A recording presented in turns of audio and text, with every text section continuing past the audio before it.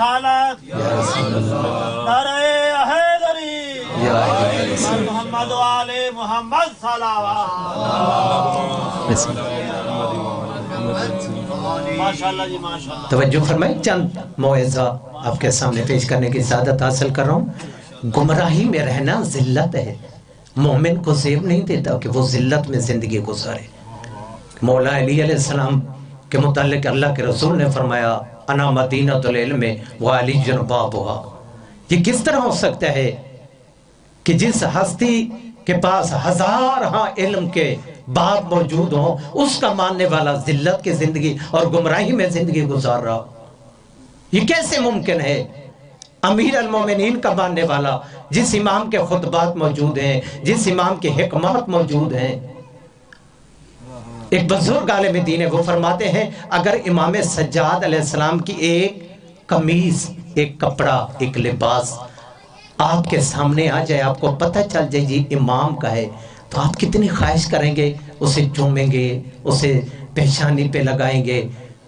لیکن وہی امام ایک عظیم ذخیرہ چھوڑ کر گئے ہیں جسے زبور آل محمد صحیفہ سجادیہ کہا گیا ہے.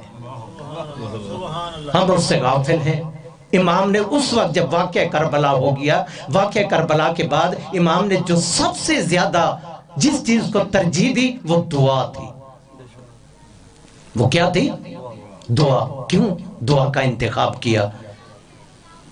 استغفار، اللہ سے توبہ، موت کی دعا، زندگی کی دعا، بیٹوں کے حق میں تربیت کی دعا، بھائی کا بھائی پہ کیا حق ہے، باپ کا بیٹے پہ کیا حق ہے، یہ سب حقوق پیش کیے، دعائیں پیش کی.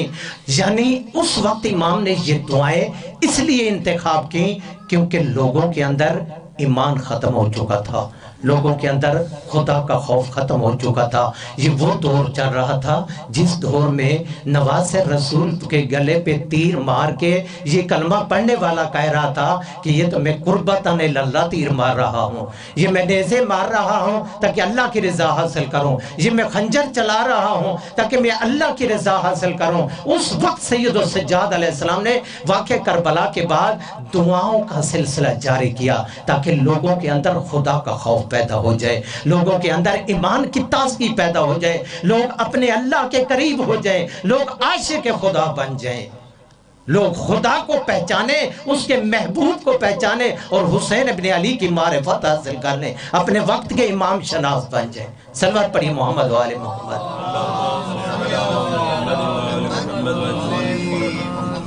یہی وہ چیز تھی عزیزان بزرگان.